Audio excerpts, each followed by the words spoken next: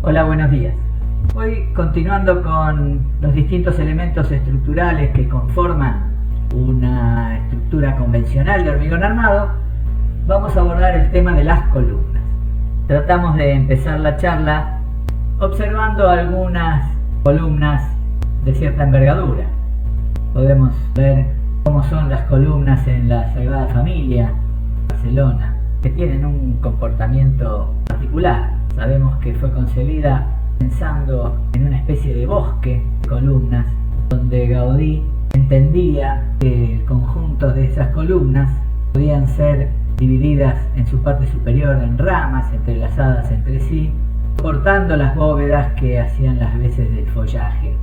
Es interesante recorrer el camino que siguió Gaudí para determinar la disposición y el material inclusive de estas columnas, que es de hormigón armado revestido en piedra, como así también las diferentes formas de su sección. Aquí les dejo un link donde pueden incursionar en el tema si realmente es bastante interesante lo que allí está expuesto. Bueno, volviendo a nuestro trabajo, vamos a hablar de las columnas como las vemos en cualquiera de las obras que nos rodean. Definiremos como columna aquellos elementos estructurales donde una de sus dimensiones, que es la longitud o la altura, predomina frente a los lados de su sección y que portan cargas perpendiculares a la misma, eventualmente algunas cargas horizontales, por ejemplo, por la acción del viento o el empuje de suelos en algunas columnas enterradas.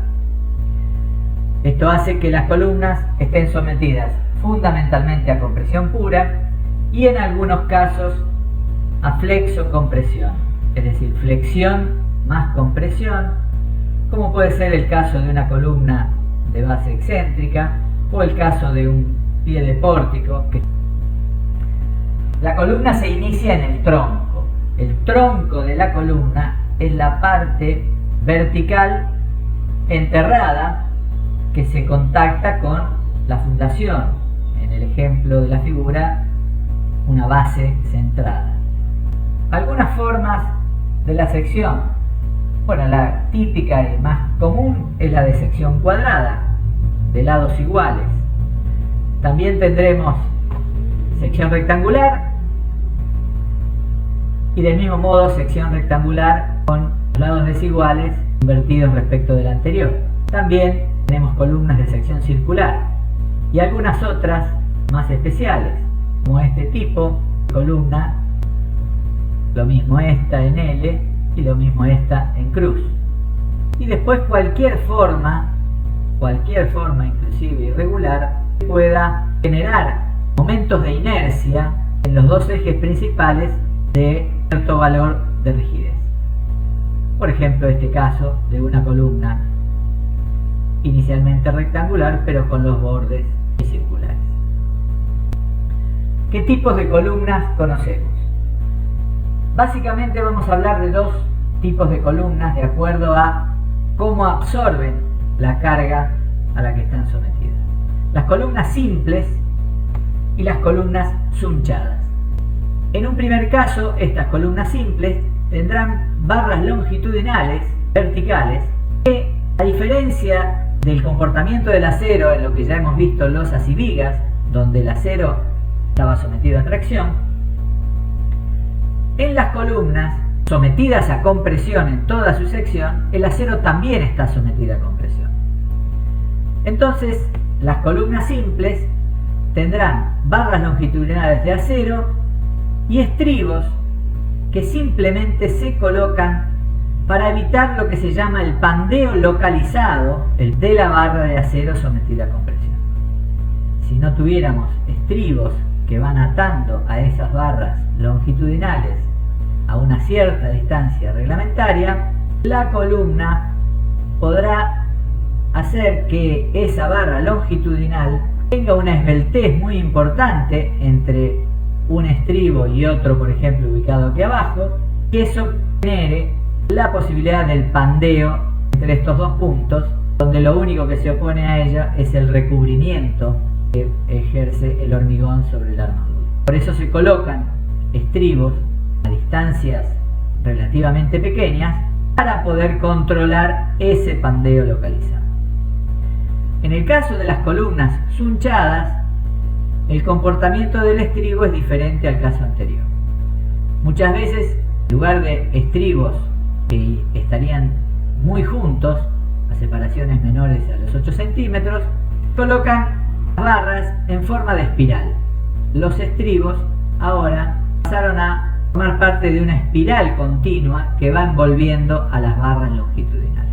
En este caso, la columna sunchada resiste en primera instancia como la columna simple, pero luego, una vez llegada a su capacidad resistente como columna simple, empieza a trabajar ese suncho que envuelve fuertemente a las armaduras, generando un núcleo central más resistente. El suncho tiende a traccionarse en este caso y entonces aumenta la capacidad resistente de esa columna. Estas columnas sunchadas tienen una mayor capacidad resistente que una columna simple igual sección, pero por supuesto están sometidas a mayores tensiones. Las armaduras típicas en estos casos son las de las columnas simples, entonces barras longitudinales y estribos que las envuelven, y las columnas sunchadas, barras longitudinales y una espiral continua en general en forma de suncho. En la mayoría de los casos es conveniente trabajar con columnas simples. ¿Por qué?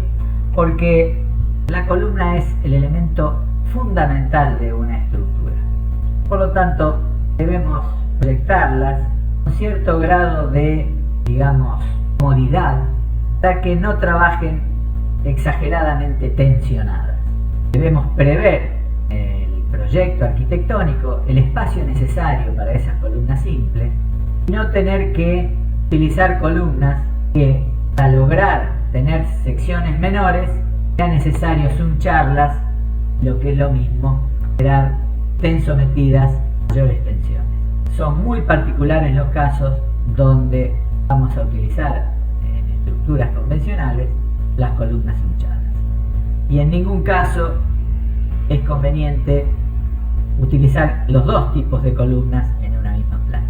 Esto es así porque a mayor carga, mayores son las deformaciones longitudinales. Si tenemos una columna simple y una columna sunchada, la columna sunchada estará soportando con su menor sección una mayor carga y entonces habrá mayores deformaciones longitudinales, mayores acortamientos de esa columna que los que corresponderían a la columna simple. Esto genera efectos secundarios en la estructura de hormigón que no son deseables. Por lo tanto, o se utilizan columnas simples en toda la planta o se utilizan columnas sunchadas en algún caso excepcional, pero en toda la planta. También funcionan como columnas los tabiques de hormigón armado en un edificio, por ejemplo las cajas de escalera o de ascensores. En esos casos, los tabiques llevan una armadura vertical, como se ve en esta sección, y barras de repartición horizontal en todas sus caras. Sobre estos tabiques normalmente apoyan losas, concurren a los mismos, y en las esquinas de ellos concurrirán vigas de las distintas partes de la planta de un edificio. En todas las plantas habrá puntos de concentración en estas esquinas, para lo cual ellas son reforzadas para absorber la acción localizada de las vigas en cada una de las plantas. ¿Cómo desarrollamos el cálculo de una columna simple? Primero tenemos que establecer la carga de servicio. Esa carga de servicio estará compuesta por el peso propio de la columna en una determinada planta, por la acción de las vigas que concurren a esa columna, la estructura de esa planta, pero además por la carga que la columna viene trayendo de los pisos superiores. Todo eso conforma la carga de servicio de una columna en una determinada planta. A esa carga de servicio habrá que afectarla de un coeficiente de seguridad a compresión que está en el orden de los 2,5, y acá cabe una aclaración.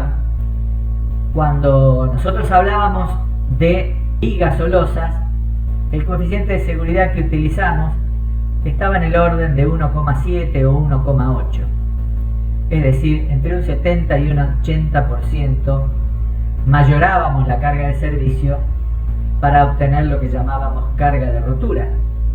En este caso, el coeficiente es mayor, es 2,5, o sea, estaríamos mayorando en un 150% la carga de servicio para llevarla a la eventual carga que pueda provocar la rotura.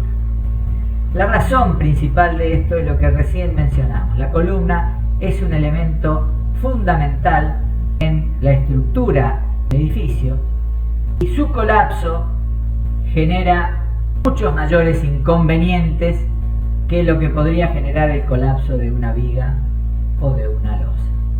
Además del coeficiente de seguridad, hay que aplicar el llamado coeficiente de pandeo. Aquí tenemos una tablita donde ustedes verán la longitud de pandeo dividido el lado mínimo de la columna cuando hablamos de columnas rectangulares, o la longitud de pandeo dividido el radio de giro mínimo cuando hablamos de columnas de otras formas geométricas. Algunas veces se puede presentar que en lugar de utilizar el lado mínimo de la columna, como pasa en la parte izquierda de esta figura, aquí tenemos una columna arriostrada en la parte superior y en la parte inferior en ambos ejes X e Y. Entonces es muy fácil ver que si la columna es rectangular con el lado mayor perpendicular al plano del papel, vemos que el pandeo de esa columna se va a dar respecto al lado menor. Ahora bien, si yo tuviera una viga de arriostramiento intermedia entre estas alturas, puede presentarse el pandeo respecto al lado menor entre estas dos vigas de arriostre, pero en el otro plano existiría la posibilidad de pandeo respecto del lado mayor, porque la longitud de pandeo acá es igual al doble que la longitud de pandeo referida a este lado mínimo. Aquí había que ver entonces la relación entre altura de pandeo total y el lado que se opone, que es el lado mayor, y la altura de pandeo, en este caso, parcial, y el lado que se opone, que es el lado menor. Con el mayor de esos dos cocientes es con el cual habrá que determinar el coeficiente de pandeo para dimensionar a la columna. La fórmula de dimensionado es muy sencilla. Fíjense, la carga de servicio multiplicada por el coeficiente de seguridad y por el coeficiente de pandeo nos da la carga de rotura. Esa carga de rotura debe ser resistida en parte por el hormigón y en parte por el acero. Como decíamos hoy, hormigón y acero trabajan a compresión pura. P'H entonces es la parte de carga que toma el hormigón y P'A la parte de carga que toma el acero. Carga de rotura, entonces P'H, que es SH por sigma prima B de cálculo, más P'A, que es SA por sigma prima PK, la tensión de fluencia del acero. Acá tenemos dos incógnitas, la sección del hormigón y la sección del acero. En general, adoptamos la sección de hormigón. ¿Cómo lo hacemos? A través de ciertas fórmulas simplificadas que veremos en el ejemplo de cálculo que tienen en el blog de la cátedra. Y una vez adoptada esa sección de hormigón, de esta fórmula se despeja la sección de acero, la cantidad de acero necesaria, para que entre el acero y el hormigón puedan absorber la carga de servicio con el grado de seguridad previsto. Algunas disposiciones constructivas. Acuérdense que la cuantía es la relación entre la sección del acero y la sección de hormigón. Como mínimo, la cuantía debe ser del 0,8%. ¿Esto qué quiere decir? Que debemos tener 0,8 centímetros cuadrados de acero por cada 100 centímetros cuadrados de sección de hormigón. Del mismo modo, la cuantía máxima es del 3%. Nosotros nos podemos poner toda la cantidad de acero que se nos ocurra. Para que trabaje como una columna de hormigón armado, como máximo tendremos 3 centímetros cuadrados de acero por cada 100 centímetros cuadrados de hormigón. A los efectos de evitar posibilidades de pandeo, como dijimos hoy, el lado mínimo de una columna es de 20 centímetros.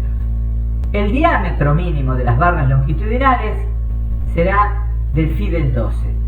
No podemos dimensionar reglamentariamente columnas con barras de Fidel 6 o Fidel 8 como barras longitudinales.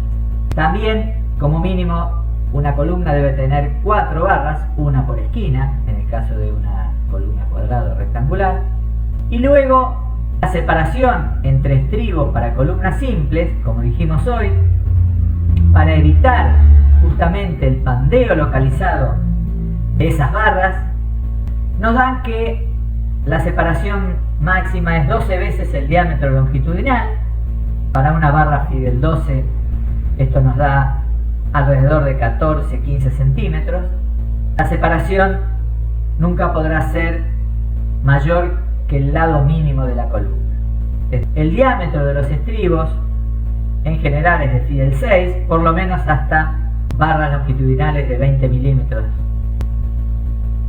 En base a esas disposiciones reglamentarias, la columna mínima reglamentaria es una columna que tendrá 20 por 20, que son los lados mínimos, y estará armada con 4 barras de 12 milímetros. Esta columna mínima reglamentaria admite una carga, esto varía en función de la calidad del hormigón utilizado, pero tendremos una carga admisible aproximada de 30 toneladas. Esto quiere decir que en viviendas de una planta o de 2 plantas, normalmente no se necesitan dimensiones mayores para las columnas que la reglamentaria de 20 por 20. Una situación que suele presentarse básicamente al arquitecto cuando está diseñando un edificio de un cierto número de plantas tipos, por ejemplo, es conocer qué dimensiones tendrán las columnas en la planta baja. Piensen en un edificio de 8 o 9 pisos de plantas tipo, donde lógicamente en los pisos superiores las cargas que actúan sobre las columnas son menores, las secciones de las columnas podrán aproximarse a las secciones mínimas, pero en las plantas inferiores van acumulando la carga que traen de los distintos pisos y las secciones de las columnas empiezan a tomar cierta preponderancia.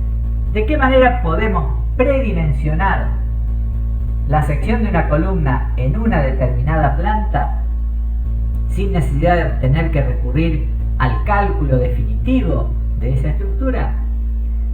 Lo podemos hacer a través de lo que se llaman superficies tributarias. Acá tenemos una planta de un edificio. En este caso, esta planta se eligió irregular justamente para que vean que aún en estas plantas no resulta para nada complejo determinar la superficie tributaria, la cual se realiza de la siguiente manera. Nosotros queremos predimensionar la sección de esta columna.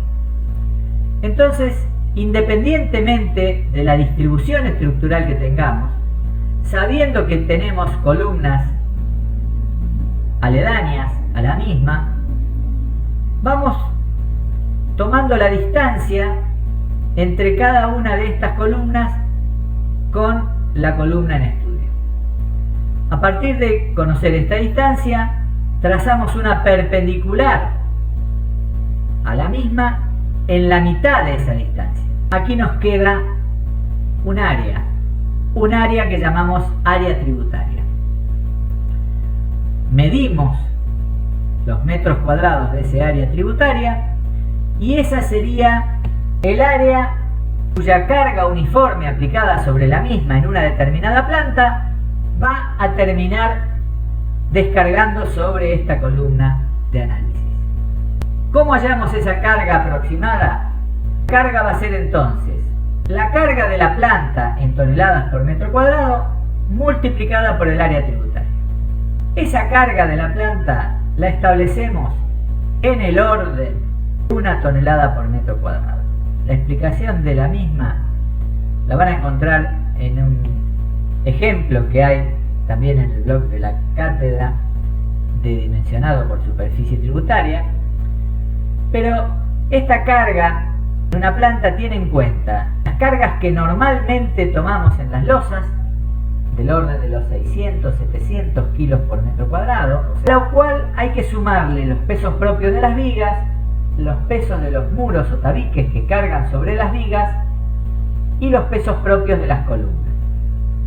Todos esos pesos prorrateados en la superficie de la planta podrían sumar alrededor de 300 a 400 kilos por metro cuadrado. Estamos en el orden de los 1000 kilos por metro cuadrado, o sea, 1 tonelada por metro cuadrado. Si tuviéramos un edificio de más de 6-7 pisos de altura, donde a eso hay que agregarle la acción del viento, podemos considerar un incremento del orden del 20%, lo que lo llevaría a 1,2 toneladas por metro cuadrado en edificios que estén soportando la acción del viento. Quiere decir que si multiplicamos el área tributaria en metros cuadrados por ejemplo, 1 tonelada por metro cuadrado, tendremos 1 tonelada que toma la columna en una planta. Si multiplicamos la carga determinada para una planta por el número de plantas que llamamos NP superiores a la planta donde queremos predimensionar la columna, vamos a obtener la carga total que recibirá la columna de todo el edificio de la planta de estudio.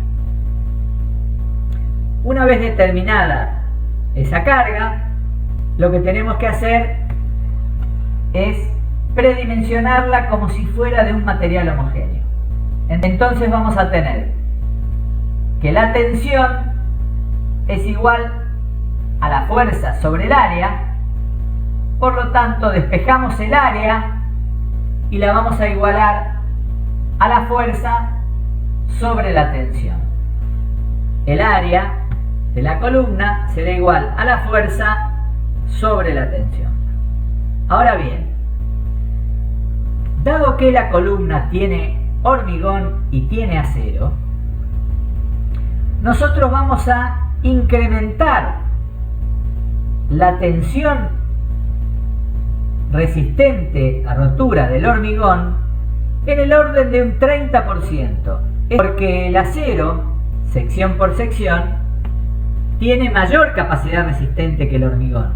La sección de acero dentro de una masa de hormigón es relativamente pequeña, pero se establece que la parte que resiste el acero está en el orden de un 30% de la que resiste el hormigón. Por eso mayoramos a la resistencia del hormigón en un 30% y tomamos una resistencia a rotura ficticia que entonces tendrá en cuenta lo que resiste el acero. Como trabajamos con tensiones de rotura, mayoraremos a la carga que ya habíamos determinado con el coeficiente de seguridad de la compresión. No se tiene en cuenta en este caso el pandeo, porque ya hemos visto que el incremento por pandeo es muy pequeño.